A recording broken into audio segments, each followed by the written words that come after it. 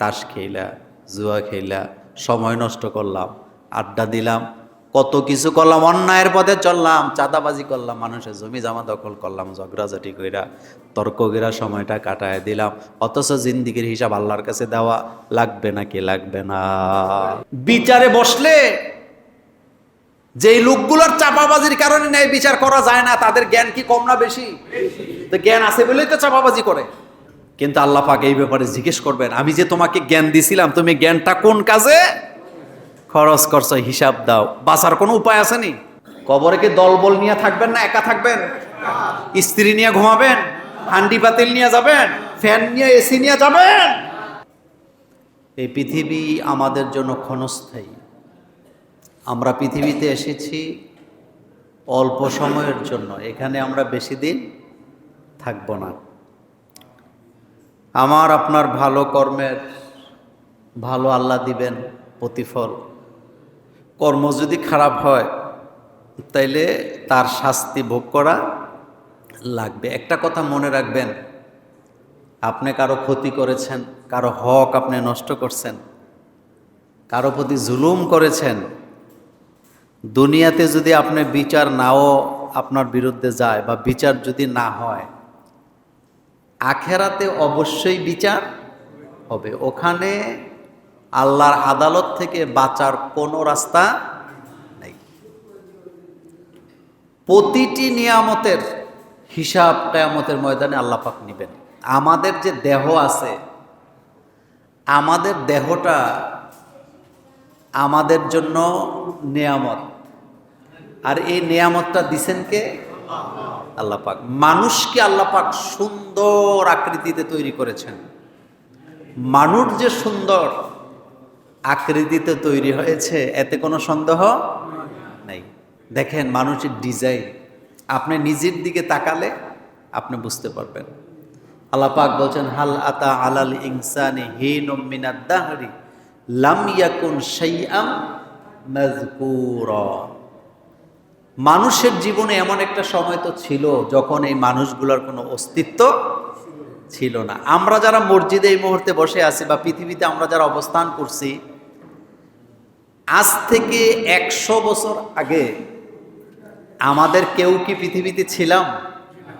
না। আবার আগামী 100 বছর পর আমরা যারা এখন মসজিদে বসে আছি, আমাদের কারো কোনো অস্তিত্ব পৃথিবীতে খুঁজে পাওয়া যাবে? যাবে না। মাটির সাথে মিশাই দিবেন কে? আল্লাহ রাব্বুল আলামিন বলছেন, মিনহা খলাকনাকুম ওয়া ফিহা নুঈদুকুম ওয়া মিনহা নুখরিজুকুম তারাতান উখরা। মিনহা খলাকনাকুম, এই মাটি থেকে আমি তোমাদেরকে সৃষ্টি করেছি। অফিহা নুঈদুকুম, এই মাটিতে তোমাদেরকে আবার পুঁতে দেয়া হবে। এরপর এই মাটি থেকে তোমাকে বের করে আনা হবে। আমি আল্লাহ রব্বুল আলামিনের সামনে তোমাকে দাঁড়াতে হবে। তোমার জিন্দেগির সমস্ত হিসাব দেওয়া ছাড়া এক চুল পরিমাণ পা নাড়াবার কোনো ক্ষমতা তোমার নেই। এক চুল নড়াচড়ার কোনো ক্ষমতা কি? সেদিন ছেলে মেয়ে, মা বাবা, ভাই বেরাদর, বন্ধু বান্ধব কেউ কোনো কাজে আসবে না। ছেলের কাছে আপনি সাহায্য পাবেন না, মেয়ের কাছে পাবেন না, স্ত্রীর কাছে পাবেন না, স্বামীর কাছেও পাবেন না, মা বাবার কাছেও কোনো সাহায্য পাওয়ার সম্ভাবনা বিন্দু মাত্র নাই। কেউ কারো কোনো সাহায্য করতে পারবে না। মান যাল্লাযী ইয়াশফাউ ইনদাহু ইল্লা বিইজনিহি। আল্লাহ পাক বলেন, কিয়ামতের ময়দানে এমন কারো কোনো ক্ষমতা নাই কেউ কারো পক্ষে কথা বলে। সবার জবান থেকে শব্দ একটাই, ইয়া নাফসি, ইয়া নাফসি, ইয়া নাফসি।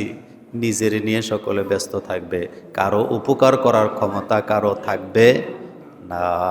এটা বুঝার পরেও খুব মনোযোগ দেন, হাসরের মাঠে আমি একা, কবরে আমি একা, এটা শোনার পরেও, বুঝার পরেও দুনিয়ার লোভ আমরা সামলাতে পারি না।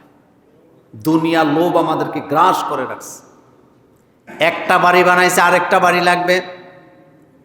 একটা দোকান আছে আর একটা দোকান লাগবে, একটা জমি আছে আর একটা জমি লাগবেই, টাকার পরে টাকা লাগবে, স্বর্ণের পরে স্বর্ণ লাগবে।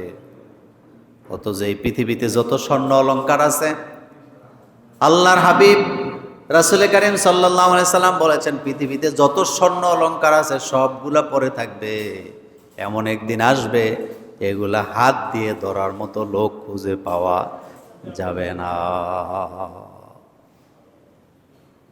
ও আখরাজাতিল আরদু আসকালাহা, জমিনের ভিতরে যত স্বর্ণ আছে জমিন এগুলা ভূমি করে বের করে দিবে, স্বর্ণগুলা উপরে উঠে আসবে, কিন্তু মানুষ এগুলাকে আর ধরবে না, কারণ এগুলার কোনো ভ্যালু নাই, এগুলা ভ্যালু লেস হয়ে যাবে, মানুষের জন্য কোনো উপকার আসবে না। এই পৃথিবীতে যেই দেশের কাছে যত বেশি স্বর্ণ মজুদ আছে সেই দেশ তত বেশি সম্পদশালী বলা হয়, শক্তিশালী বলা হয়। কিন্তু এমন একদিন আসবে স্বর্ণের মালিকানা কেউ থাকবে না, কেউ এটা ধরেও দেখবে না। আমাকে কবরে একা থাকতে হবে, হাসরে আমাকে একাই আল্লাহর সামনে দাঁড়াতে হবে। এটা বারবার শোনার পরেও দুনিয়ার লোভে আমরা নিজেদেরকে এখান থেকে বের করে আনতে পারি না। এমন হাজার হাজার কোটি কোটি মানুষ আমাদের সমাজে আছে না? না, একটু পরে মারা যাবে এরপরও দুনিয়ার লোভ সামলায় না, একটু পরে মারা যাবে এরপরও লোভ আছে নাকি নাই? ভাইয়েরে ঠকায়, বোনেরে ঠকায়, নিজের রক্তের মানুষদেরকে ঠকায়, পার্টনারকে ঠকায়, বন্ধুকে ঠকায়, বান্ধবকে ঠকায়, সবাইকে ঠকাইতে থাকে। নিজের লাগবে, নিজের বেশি লাগবে, অথচ মৃত্যুর সময় জিরো, কিছুই নিয়া। রাসূল করিম সাল্লাল্লাহু আলাইহি সাল্লাম ইন্তেকালের আগে 10 তলা বিল্ডিং বানায় গেছে, বলেন তো, জোরে বলবেন। মা আয়েশা বলেন আল্লাহর রাসূল ইন্তেকালের সময় আমাদেরকে সোয়াশের আটা দিয়ে গেছে। কত? একটু জোরে বলেন, কত? সোয়াশের, বুঝেন তো, মানে 1 সেরের উপরে 1 পোয়া। বিশ্ব নবী, কত মর্যাদা আল্লাহ দিয়েছেন রাসূল সাল্লাল্লাহু আলাইহি ওয়াসাল্লামকে। তিনি ইন্তেকালের সময় তার পরিবারকে দিয়ে গেছে সোয়াশের আটা। আচ্ছা বলেন তো, রাসূলুল্লাহ সাল্লাল্লাহু আলাইহি ওয়াসাল্লামের পরিবার সোয়াশের আটা রাসূল থেকে পাইছে, তারা কি রিজিকে দুনিয়াতে মারা গেছিল? না খায়া মরছে? তাদেরকে লালন পালন করছে কে? আল্লাহ। কিন্তু আমি আপনার বেলা ভিন্ন, ছেলে মেয়েদের একটা অবস্থানে দিয়ে যেতে হবে। আপনি নিশ্চিত থাকেন, আপনি আপনার ছেলে মেয়েকে যতটা অবস্থানেই দিয়ে যান না কেন, তাদের তকদিরে যা আছে তারা সেটাই পাবে, এর চাইতে 1 ইঞ্চি বেশি সম্পদের মালিক তারা হতে পারবে না। 100 কানি 100 বিঘা জমি দিয়ে গেছেন সন্তানকে, বাপ মরার পরে বিক্রি করে জিরো, এমন হাজার হাজার ঘটনা প্রতি গ্রামে গ্রামে আছে। ঢাকাতে বাড়ি করে দিয়ে গেছে, বাপ মরার পরে বিক্রি করে 2 বছরের মধ্যে সব শেষ, ফকির নিয়ে। এরকম ঘটনা বাংলাদেশে আছে। কিন্তু আমাদের মধ্যে একটা টেন্ডেন্সি আছে, দেশ যতটা ছেলে মেয়ে ততটা ঘর, ততটা বাড়ি দিয়ে যাইতে হবে, অথচ আমি খালি হাতে দুনিয়া থেকে বিদায় নিচ্ছি। যেই ছেলে মেয়ের জন্য আমি এত কিছু করতেছি, আমি মরার পরে আমার কবরে তারা একটা দিনও পাহারা দিবে না। বিশ্বাস করেন, ছেলে মেয়ের ভালোবাসা, আদর যা দেখতেছেন সবগুলা মরিচিকা, এগুলা দিয়ে আখেরাতে কিচ্ছু পাওয়া। মানুষের এই দেহ মাটির সাথে মিশে যাবে, এটা কত % সত্য আপনারা বলেন তো? আপনাদের সামনে হাজার হাজার মানুষের দেহ মাটিতে মিশছে নাকি মিশে নেই?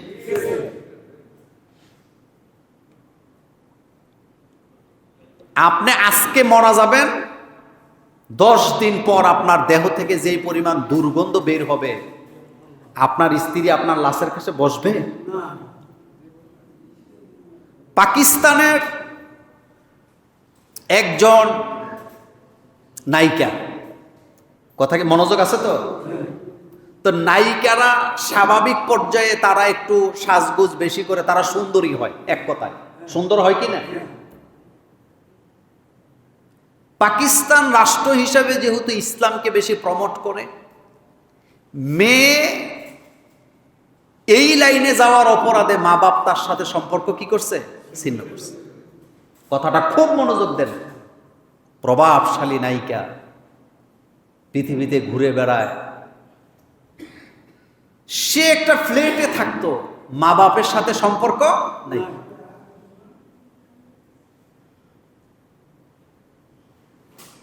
কারেন্ট বিল দেয় না, ফ্ল্যাটের ভাড়া দেয় না, মালিক তার বিরুদ্ধে মামলা করছে, তার কোনো খোঁজ খবর নাই। মা বাপ তো খোঁজ খবর নেই না। পরিবারের লোকজন বলছে সে আমাদের হুকুম না মেনে আল্লাহর সাথে নাফরমানি করার কাজে গেছে, এই জন্য আমরা তার সাথে কোনো সম্পর্ক রাখিনি। আচ্ছা বলেন তো, এই পরিবার উচিত কাজ করছে না? অবশ্যই করছে। কিন্তু দেখেন মানুষের মৃত্যু কত করুণ ভাবে হয়। তার পরিবার আত্মীয় স্বজন মনে করছিল হয়তো কোনো বিদেশের বাড়িতে যায় আছে, এক সময় আসবে। যে ফ্ল্যাটে থাকতো মালিক মামলা করছে, তার ভাড়া দেয় না বলে, কারেন্ট বিলও দেয় না, লাইনটাও কাটা ছিল, কোনো খোঁজ খবর নাই। আশ্চর্যের ব্যাপার হলো ফ্ল্যাটের ভিতরে একাই মেয়ে থাকতো, ওই জায়গায় মরে পড়ে আছে। 11 মাস পরে দরজা ভেঙ্গে ভিতরে যায়, দেখে পুরা দেহটা পোকায় ধরে আছে, দুর্গন্ধে ভিতরে যাওয়া যায় না। আমি শুধু কথাটা আপনাকে এইভাবে বুঝালাম, একজন নায়িকা নিশ্চিত তারা সুন্দরী হয়, এতে কোনো সন্দেহ নাই। এই দেহটা পর্যন্ত ফ্ল্যাটের ভিতরে পচে গলে সারকার হয়ে গেছে। এখন যদি এই দেহটা কাউকে মাগনা দেওয়া হয়, পৃথিবীর কেউ কি এই দেহটা নিতে রাজি হবে? কথা বুঝেন নাই? যদি ফ্রিতে দেওয়া হয় কেউ কি নিবে? কিন্তু জীবিত থাকা অবস্থায় পৃথিবীর কোটিপতিদেরকে যদি অফার দিত যে তোমরা কে আছো আমাকে বিয়ে করবা, 1000 জন যাইতো কি যাইতো না? এই দেহের কোনো দাম, এটা পচা দেহ, এটা পচা। তার নখগুলা গলে গেছে, তার চুলগুলা পড়ে গেছে, তার দেহটা পড়ে আছে, কোনো অস্তিত্ব নাই। পোকা, হলুদ পোকা ধরে আছে। পোকার মধ্যে অনেক রকমের পোকা আছে, সর্বশেষ ধরে কি পোকা? হলুদ রঙের পোকা। হলুদ রঙের পোকা তার দেহটাকে খেয়ে গেছে। এটা দেখার পরেও দুনিয়ার লোভ সামলাইতে কোনো লাভ নেই। যদি বুঝতাম খালি হাতে আমাকে কবরে যাওয়া লাগবে, তাহলে ভাইয়ে ভাইয়ে কোনোদিন জায়গা জমি ভাগ করার সময় দ্বন্দ্বে যাইতাম না, বরং একটা ঘোষণা দিতাম, আল্লাহর কোরআনে যেভাবে আছে সেভাবে ভাগ করে দাও, 1 ইঞ্চিও জায়গা বেশি চাই না, কাউকে ঠকাইতেও। কথা আসতে বললেন যে। মসজিদে যখন বসি, মাহফিলের প্যান্ডেলে যখন বসি, আলেম ওলামারা আমাদেরকে দিব্যি ঘোষণা দিতেছেন, খবরদার ভাইয়ে ভাইয়ে দ্বন্দ্ব করেন না, সম্পদ আল্লাহর কোরআনের আইন অনুযায়ী ভাগ করে ইনসাফ ভিত্তিক নিবেন। এটা শোনার পরেও ঘরে গেলে মহিলাদের ধাক্কা খাইয়া এরপরে আর জায়গা মতো ঠিক থাকে না, ভাইয়ে ভাইয়ে ঝগড়া করে, ভাইয়ের বিরুদ্ধে ভাইয়ের সম্পত্তি নিয়ে মামলা করে। এমন ভাই আমাদের সমাজে সমাজে আছে না? না। এই দেহটা মাটির সাথে মিশবে, আমাদের সামনেই তো মিশে যায়। আমার আব্বারে কবর দিছি, আমার আম্মারে কবর দিছি, আমার দাদিরে দিছি, নানারে দিছি।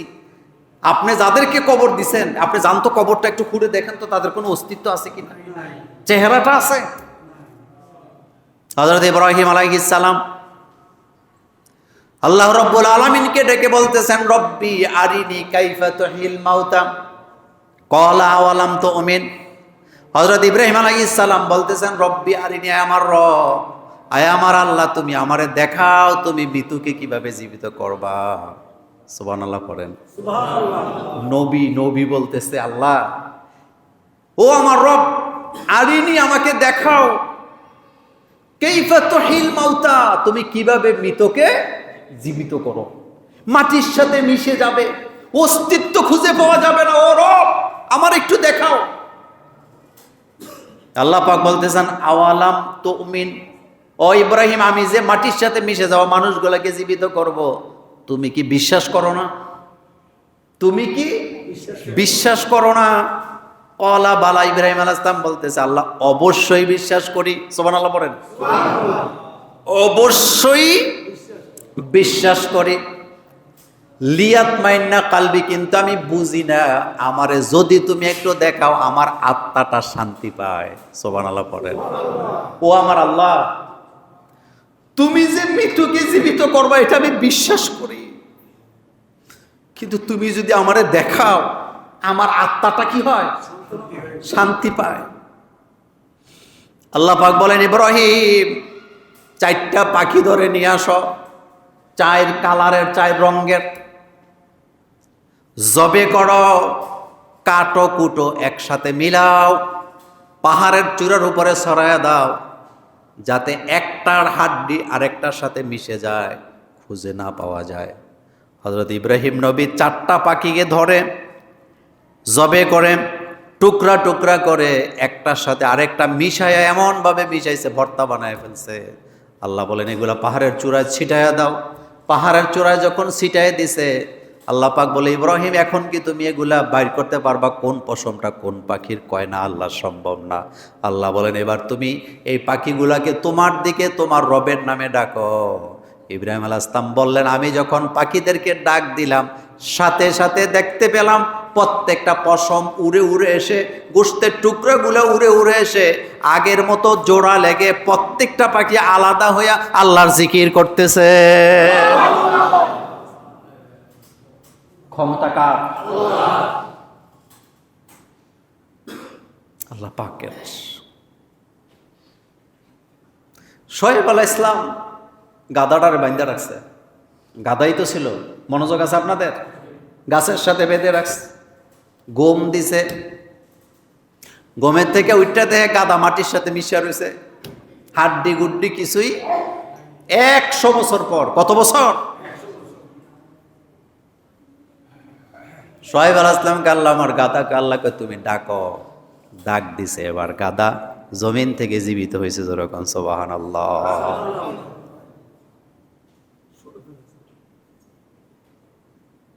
হযরত ঈসা আলাইহিস সালাম একজনের কবরের পাশে যায় ডাক দিছে, উঠো। কবরের ব্যক্তিটি মারা গেছে 1000 বছর আগে। সুবহানাল্লাহ। উঠে লোকটি থরথর করে কাঁপতেছে। ঈসা আলাইহিস সালাম বললেন তুমি কাঁপো কেন? তুমি কি ভয় পাইছো? কয় না আমি ভয় তো পাইছি ওই কারণে তুমি যেভাবে ডাকছো, আমি যে উঠলাম আমার কাছে মনে হইলো যে কিয়ামত কি হয়ে গেল নাকি।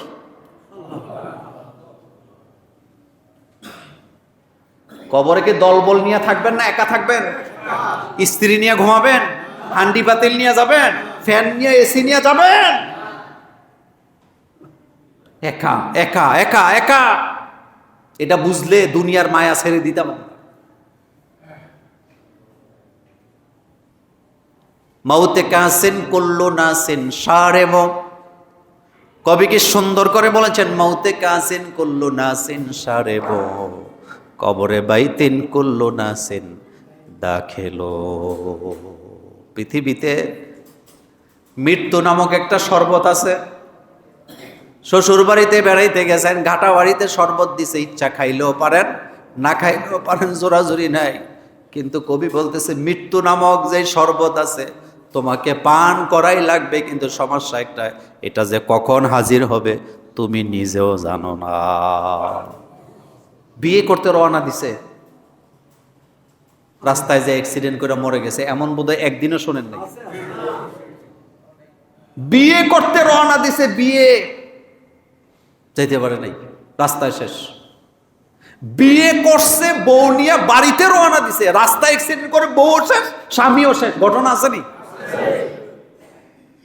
কিসের অহংকার, কিসের অহংকার?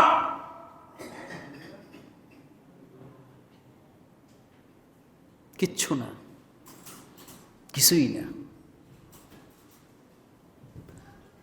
দাগিয়ানুস ইসলামী আন্দোলনের যুবকদেরকে এলাকা থেকে তাড়ায় দিলেন। সূরা কাহাফ পড়েন না আপনারা প্রতি জুমার দিন? যুবকগুলা এলাকা থেকে চলে যাচ্ছে রাতের বেলা। তাদের সাথে একটা কুকুরও রওনা দিছে আসহাবে কাফের। এই আলোচনা আরেকদিন করব, শুধু এতটুকু বলে দেই, তারা একটা গুহার ভিতরে যেয়ে ঢুকছে, ঢুইকা ঘুমায় গেছে, তাদের সাথে কুকুরটাও ঘুমায় আছে। এমন লম্বা ঘুম তারা দিছে, যেই বাদশার আমলে তারা ঘুম দিছে সেই বাদশাও নাই, তার পরেরটাও নাই, পরেরটাও নাই, পরেরটাও নাই। ঘুম থেকে জাগ্রত হওয়ার পরে দেখে পৃথিবীর পরিবেশ আগের মতো নেই। কয়শো বছর ঘুমাইছে? 309 বা 350 বলে। সুবহানাল্লাহ বলতে ইচ্ছা হইল। আপনাদের জুমুরে 100 বছর আগে যেই লোকটা মারা গেছে, এই লোকটার এখন জুমুরে আইনা দিলে কিচ্ছু চিনবো? কবে এনে মেইল এসে করতে, এনে রাস্তায় লোক করতে, এনে মসজিদে লোক করতে বলবে না? প্রত্যেককে হাসরের মাঠে উঠতে হবে। কথাটা বলছিলাম এই কারণে, এরপরও পৃথিবীর মায়া ছাড়তে পারি না। মানুষকে ঠকাই দিচ্ছি, ও আমি আমার মতো করে চাই, রাজ্য আমার, দুনিয়া আমার, সমাজ আমার। বিশ্বাস করেন, এই ক্ষমতা, এই দম্ভ, এই অহংকার, এই সম্পদ কিচ্ছু আমাদের সাথে যাবে না। এটা জানি, জানার পরেও আরো ক্ষমতা চাই, আরো। আমি মাঝে মধ্যে চিন্তা করি ব্যক্তিগতভাবে, আল্লাহ যদি মানুষে 1000 বছর করে হায়াত দিত, কি যে করত। হায়াত পায় 60 থেকে 70, 80 বছর, 90 বছর। এতটুকুন হায়াত পাইয়া মানুষের উপরে যেই পরিমাণ অত্যাচার আর সম্পদের জন্য যতটা লোভ, 1000 বছর যদি হায়াত দিত, উপায় ছিল বলেন তো?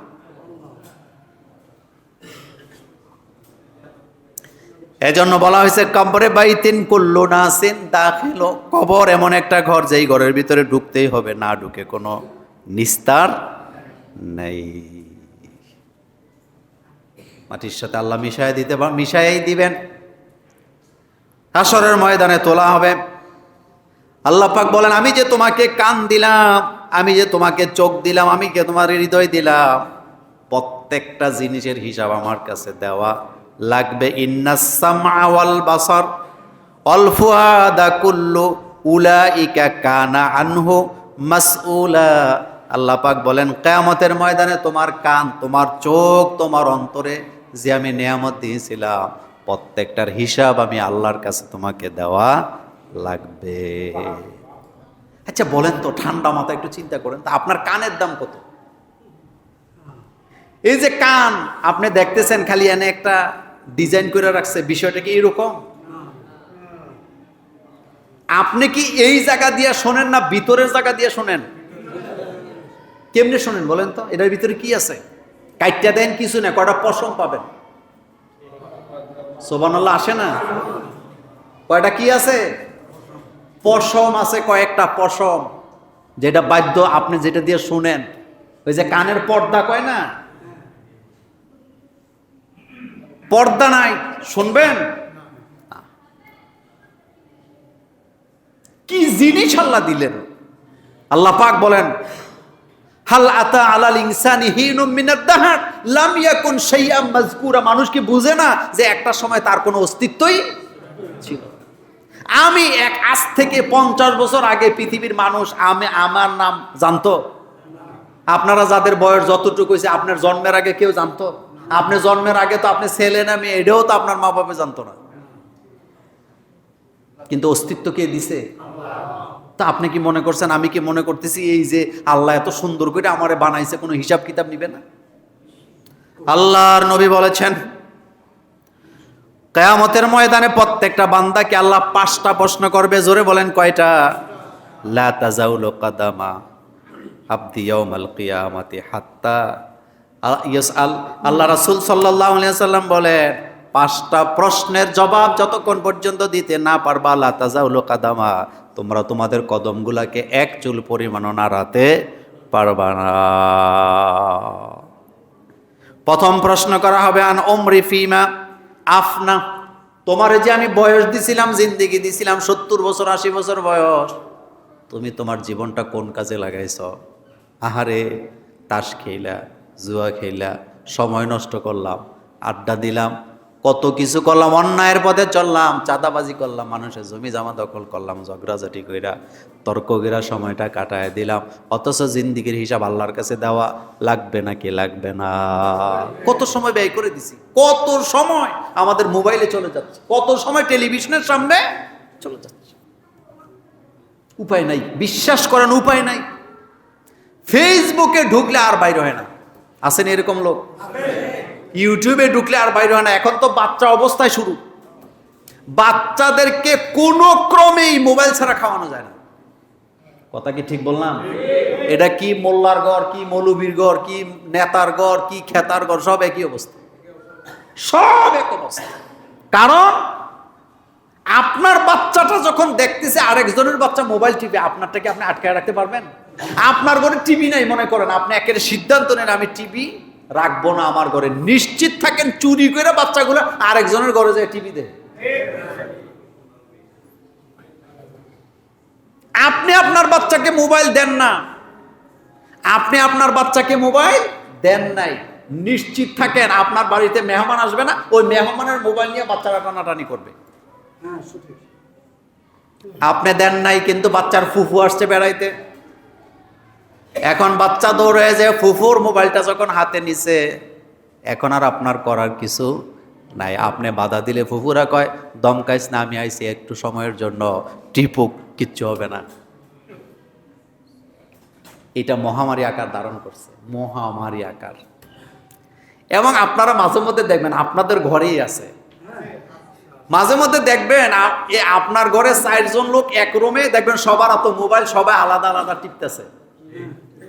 একটা সময় ছিল জামাই মসজিদ থেকে কি বলে ফজরের নামাজ পড়ে ঘরে গেছে, বউ ফজরের নামাজ পড়ে বসে আছে, মুড়ি খাইতো, নাস্তা খাইতো, কথাবার্তা বলতো। আর এখন জামাইও ঘরে গিয়া মোবাইল, বউ আগের থেকে নামাজ পড়ে মোবাইল, ইউটিউব দেখতেছে। ঘটনা সত্য না মিথ্যা?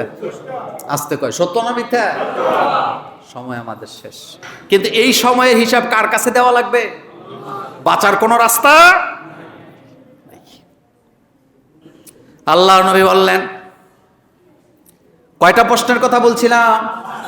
প্রশ্নের জবাব না দিয়া বাঁচার কোনো রাস্তা নাই।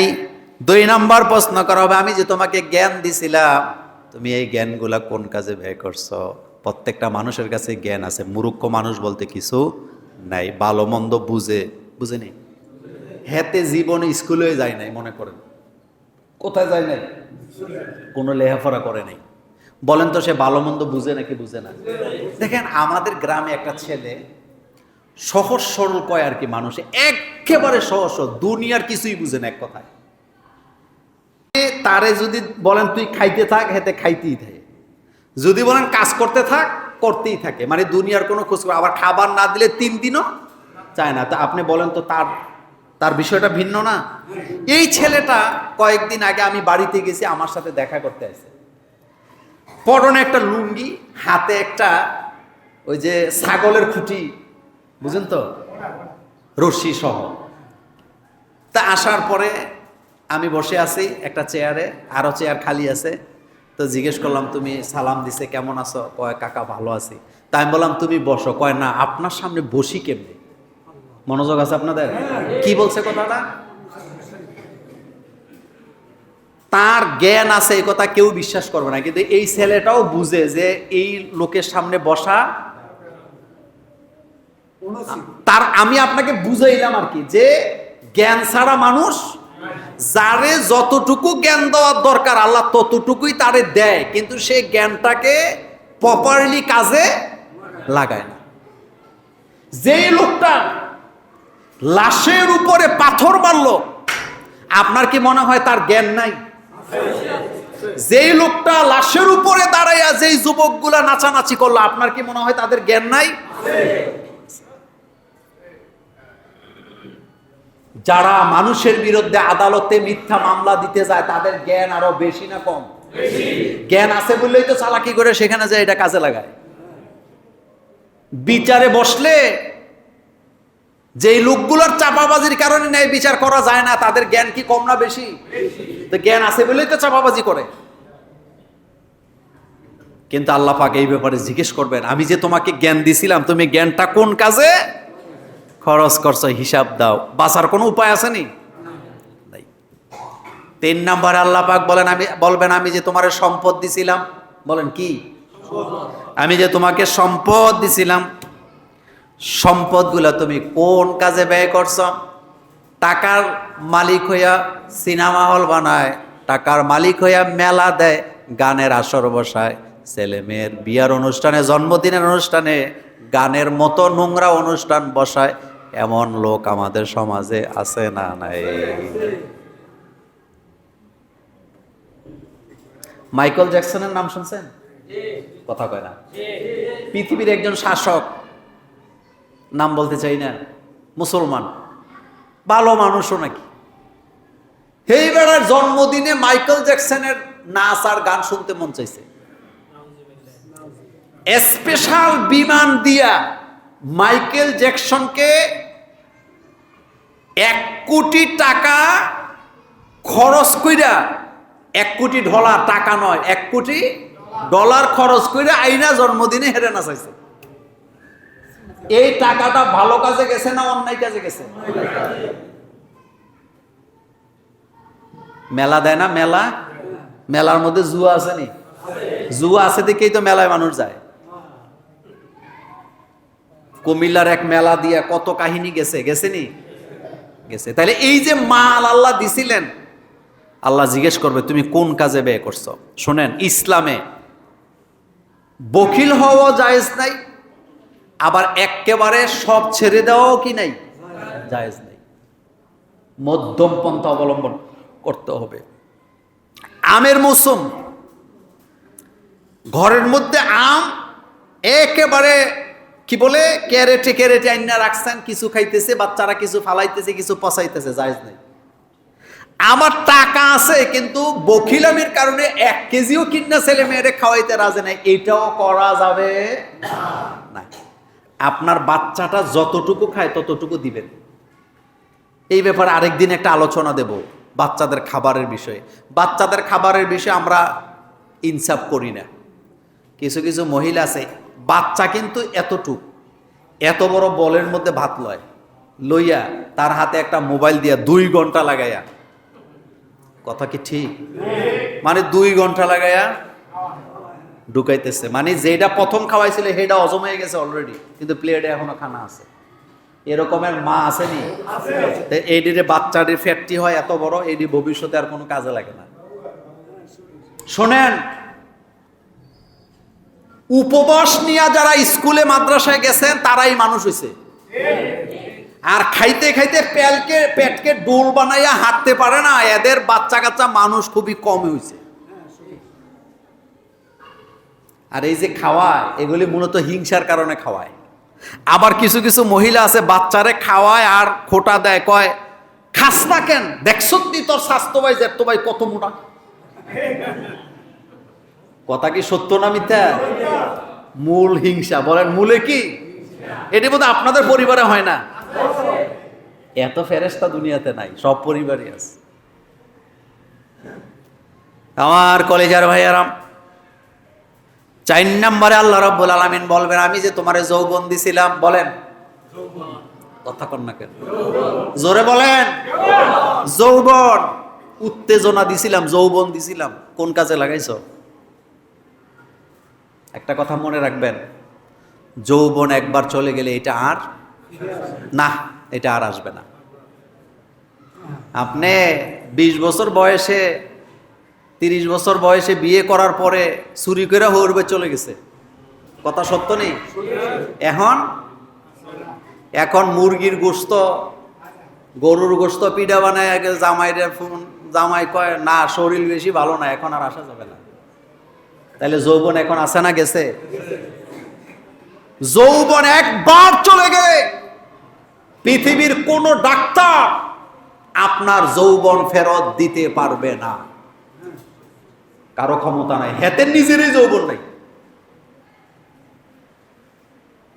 আমাদের বাংলাদেশের মানুষগুলা এত বোকা, আমাদের বাংলাদেশের মানুষগুলা এত বোকা, বিভিন্ন জায়গার বাথরুমের মধ্যে এরপরে ওই যে বাসের মধ্যে স্টিকার লেখা দেখছে, কলকাতার হারবাল খাইলে যৌবন বাড়বে, আর এডি খাইয়া খাইয়া আগে যদ্দূরে ছিল হেডাও শেষ, এরকম ঘটনা আসেনি? তো তোর মতো গাদা কি দুনিয়াতে আর আছে? এগুলা কেন খাইতে গেছ? শোনেন, আমি একটা কথা বলি আপনাদেরকে, মানুষের যৌবন এটা আল্লাহর দেওয়া দান।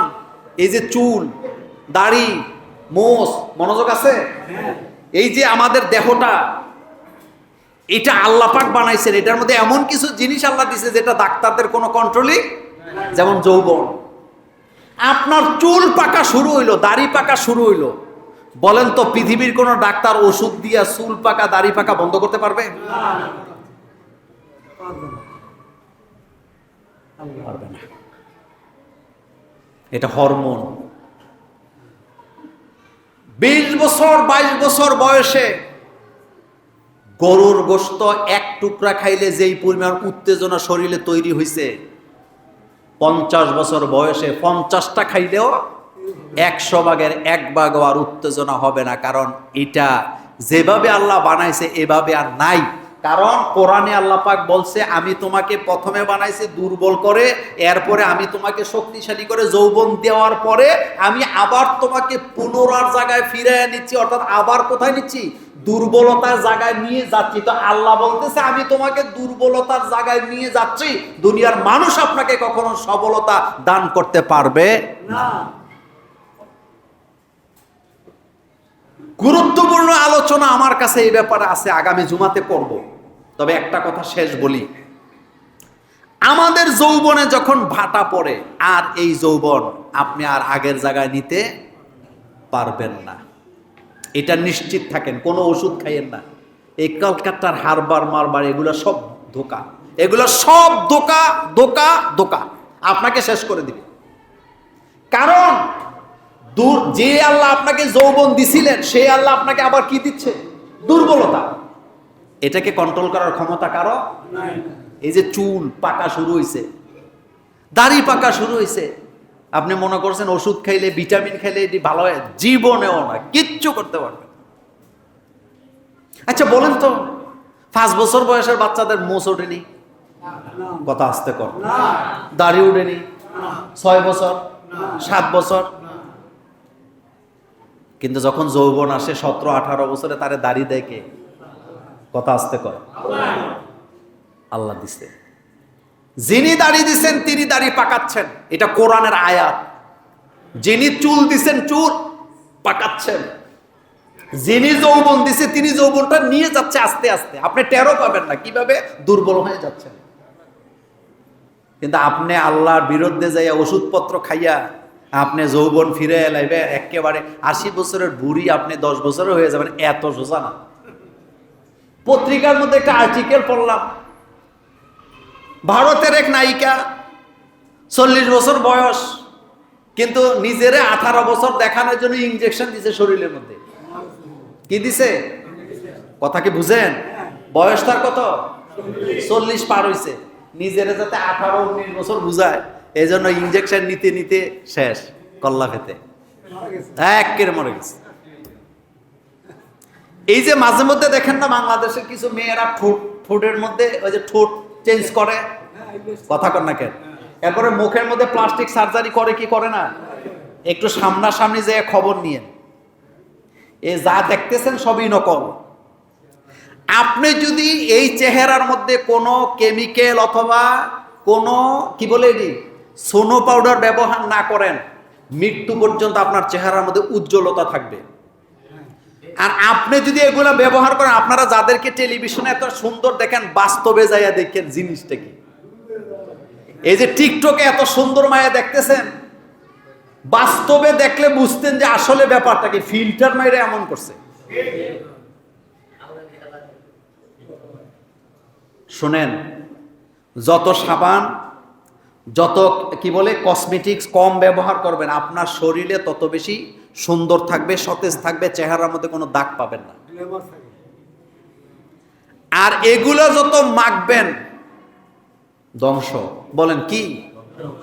ফেসবুকে দেখছে কি, এই ক্রিম দিলে কালা মাইয়া ফর্সা হয়ে যাব। এখন বউ জামাইরে গুতাই দিছে অর্ডার দাও, অর্ডার দিছে, দেওয়ার পরে মূলত এটা ক্রিমি না, এটা হলো অ্যাসিড। তো অ্যাসিড শরীর দিলে শরীরে চামড়া পুড়ে যায় না, তো চামড়া যখন পুড়ে যায় এখন কালোটারে কি দেখা যায়, হয় না দারুণ জিনিস একটা পাইছি, আমি ফর্সা হইছি। এবার আরেকজন শূন্য শূন্য কিনে কয়দিন পরে শোনা যায় এটির ক্যান্সার। কথা সত্য না মিথ্যা? আল্লাহ বলতেছে আমি যেটা দিছি এটা অরিজিনাল, এটার মধ্যে কোনো নকল। লাকাদ খলাকনাল ইনসানা ফি আহসানি তাকওয়িম, আমি মানুষকে সুন্দর আকৃতি দিয়ে তৈরি করেছি। মানুষ আল্লাহ কত সুন্দর করে বানাইছে, আপনি মানুষের দিকে তাকাইলেই তো বুঝেন। নাকটা দেখেন তো, একটু চিন্তা করেন তো, এদিকে তাকান তো, নাকটা কোন জায়গায় দিতে হবে এই ডিজাইনটা আপনারা করছেন? ইঞ্জিনিয়ারে করছে। নাকটা যদি পেছনে দিত, কোনো কিছু খাইতে হইলে চেক করতে পেছনে নিয়ে আসে। ডিজাইনার কে? কোরআনে আসছে আল্লাহ পাক বলছেন আমি মানুষকে তার নিজস্ব আকৃতিতে তৈরি করেছি, মানে মানুষ যেমন হওয়া দরকার আমি মানুষকে তেমন করে তৈরি করেছি। যেমন হওয়া, পৃথিবীর কোন পশু পাখি কপাল, হাঁটু, নাক মাটিতে লাগে আল্লাহকে সেজদা দিতে পারে না। শুধু মানুষ মাটিতে কপাল, নাক আর হাঁটু গেড়ে সেজদা দিতে পারে। কে বানাইছে? মানুষ আমি বানাইছি আমার গোলামি করার জন্য। এই যে আপনার হাঁটু, এ ব্যাপারে আগামী জুমায় আরো গুরুত্বপূর্ণ কথা আসতেছে। এই যে হাঁটুগুলা বাঁকা করেন না, হাঁটেন না, নিজে নিজে বাঁকা হয়ে যায়। এটার ভিতরে লাসা দিয়ে রাখছে কে? লাসা শুকাইছে তো। এই যে মোস্তাক ভাই মাঝে মধ্যে আমারে বলে যে ভাই আমার তো হাঁটু চলে না, লাসা নাকি শুকায় গেছে। আমার আব্বা হাঁটতে পারতো না শেষ জীবনে, এত পরিশ্রমী লোক, শক্তিশালী লোক। বলতাম আব্বা কি হয়েছে? কয় ডাক্তার বলছে আমার হাঁটুতে যে লাসা ছিল এটা কি হয়ে গেছে, ওষুধ খান। কয় বাবারে এটা ওষুধ খাইলে আর হওয়ার সম্ভাবনা। কি বুঝছেন আপনি? কে দিছিল এটা? আল্লাহ পাক। এই যে মুভ করেন আঙ্গুল, দেখেন তো, আপনি কি মনে করছেন যে এমনি এমনি নিজে নিজে ভাঙ্গে যাচ্ছে? এটা কি রোবট নাকি? কে করেছেন? আবার দেখেন আঙ্গুলগুলা যাতে আপনি বাস করতে পারেন, কতগুলা, এগুলো সব নিজে নিজে হয়েছে নাকি? এগুলো সব নিজে নিজে হয়েছে? আপনি নিজে নিজে হয়েছেন? কে করেছেন? আল্লাহ পাক করেছেন। সুতরাং দুনিয়ার লোভ আমাদেরকে ছাড়তে হবে। দুনিয়া আমাদের লাগবে। বাথরুমে গেলে যেমন আমরা প্রয়োজনে যাই, কাজ সেরে আর দেরি করি না, তাড়াতাড়ি বের হই, দুনিয়াও আমার লাগবে। তবে দুনিয়াকে আঁকড়ে ধরা যাবে না। যতটুকু প্রয়োজন ততটুকু, বলেন যতটুকু প্রয়োজন ততটুকু। এর বাহিরে গেলে আপনি পেরেশানিতে পড়বেন। দুনিয়া আপনাকে পেরেশানি দিবে, দুনিয়া কখনো আপনাকে শান্তি দিবে না। কথা কি বুঝাইতে পারছি? যতটুকু প্রয়োজন তার বাইরে গেলেই পেরেশানি বাড়বে না কমবে? জমি কিনছেন, অমুকটা করছেন, তমুকটা করছেন, সম্পদ বাড়াইছেন, পেরেশানি বাড়বে, কমবে না। এই জন্য পেরেশানি থাকলে আল্লাহর গোলামি করা যায় না।